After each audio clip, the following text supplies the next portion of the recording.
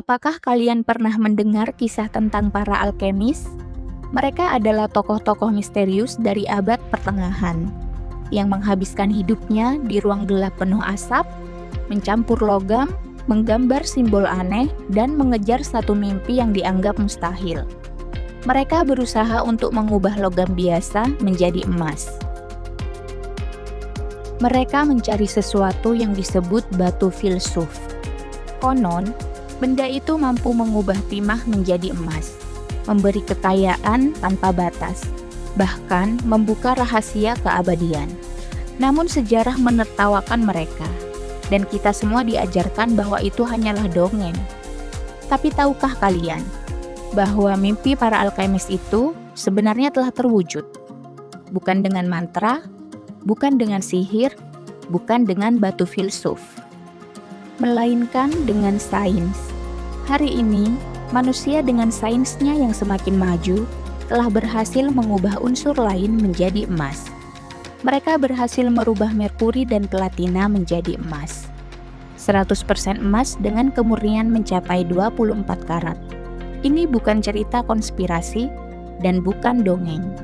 Ini adalah fakta yang nyata dan dikonfirmasi oleh para ilmuwan dunia. Maka bersiaplah dan selamat menyaksikan.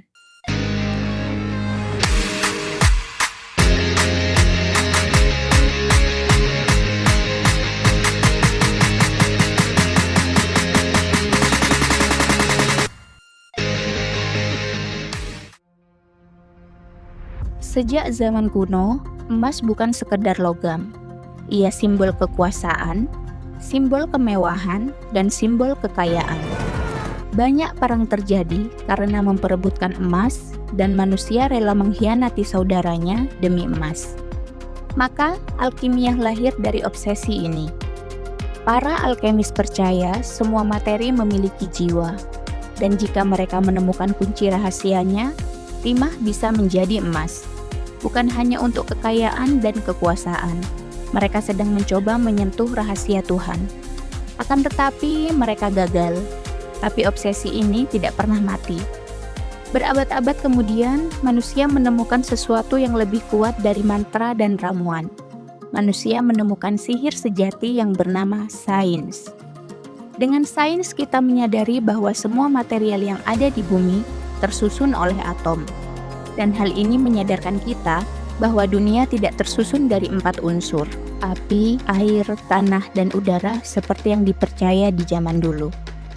Tapi kini kita sadar bahwa dunia tersusun oleh atom, dan atom tersusun dari 3 hal utama yaitu proton, neutron, dan elektron. Dan ketika kita memeriksa tabel periodik, kita akan menemukan bahwa emas memiliki nomor atom 79. Artinya ia mempunyai 79 proton. Sehingga, secara teori, kalau kita bisa mengubah jumlah proton suatu unsur menjadi 79, maka kita telah menciptakan emas. Dan kali ini, bukan dengan sihir, tetapi dengan sains. Di laboratorium seperti CERN dan fasilitas penelitian seperti Oak Ridge National Laboratory, ilmuwan benar-benar bisa mengubah satu unsur menjadi unsur lain dengan teknik yang bernama transmutasi nuklir. Kini impian para alkemis akhirnya tercapai. Tapi jangan senang dulu, tonton video ini sampai selesai agar kalian semua benar-benar memahaminya. Secara teknis, unsur seperti merkuri yang memiliki jumlah proton 80 bisa diubah menjadi emas yang bernomor atom 79. Dalam reaktor nuklir, atom-atom dibombardir dengan neutron. Karena neutron tidak bermuatan, sehingga membuat dia bebas memasuki inti atom, mengakibatkan proton dan neutron saling bertabrakan. Dengan masuknya neutron ke inti atom dan menabrak proton di dalamnya, hal ini mengakibatkan proton tersebut terpental keluar, dan akhirnya merkuri yang tadinya memiliki proton sebanyak 80, kini kehilangan 1 protonnya. Kalian tahu apa artinya? Abrakadabra, kini manusia berhasil membuat emas. Manusia akhirnya berhasil melakukan hal yang dulu dianggap mustahil. Sains adalah alkimia modern. Kini kita berhasil menciptakan emas tanpa bantuan batu filsuf yang ajaib. tapi dengan sihir yang bernama sains. Menggunakan akselerator partikel, kini impian ribuan tahun dapat terwujud. Terdengar luar biasa, bukan? Seolah-olah sains akhirnya menepuk pundak para alkemis dan berkata, impian kalian telah kami wujudkan. Tapi tunggu dulu, ada masalah kecil, sangat kecil. Jumlah emas yang berhasil dibuat amat sangat sedikit, bukan dalam bentuk batangan, bukan dalam satuan gram, bahkan bukan serpihan yang bisa kamu jadikan cincin, tapi hanya dalam ukuran atom-atom yang jumlahnya mikroskopis. Dan lebih parah lagi, emas yang dihasilkan seringkali berupa isotop yang tidak stabil, yang memiliki sifat radioaktif, yang artinya ia memancarkan radiasi berbahaya. Secara teknis itu memang emas, tapi emas yang memancarkan radiasi nuklir itu sangat berbahaya. Bayangkan kamu berhasil membuat emas, tapi emas itu justru bisa merusak tubuhmu. Coba kita berhenti sebentar. Dari abad pertengahan sampai era reaktor nuklir, kita tidak pernah berhenti mencoba mengubah sesuatu yang biasa menjadi emas. Kenapa? Karena emas bukan cuma soal logam, tapi ia adalah simbol keinginan terdalam manusia. Ingin kaya, ingin berkuasa, ingin segalanya. Alkemis dulu mengira mereka mencari emas, padahal mereka mencari kontrol atas realitas. Dan hari ini, kita masih melakukan hal yang sama.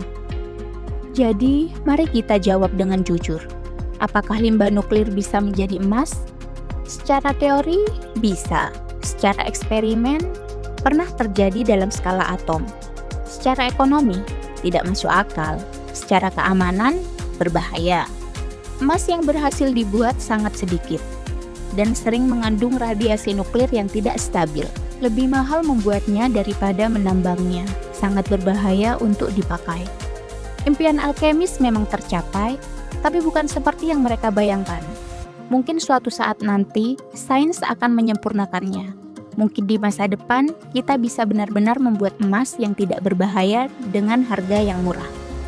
Tapi mungkin pelajarannya bukan tentang emas, mungkin pelajarannya tentang manusia. Kita selalu ingin mengubah dunia sesuai keinginan kita. Padahal mungkin yang perlu diubah bukan timah menjadi emas, tapi keserakahan menjadi kebijaksanaan. Karena kalau tidak, kita bisa saja menciptakan emas dari sebongkah batu tak berharga, tapi tetap gagal menciptakan makna dalam hidup kita sendiri. Maka dari itu, mari kita renungkan bersama-sama dan sampai jumpa di video berikutnya.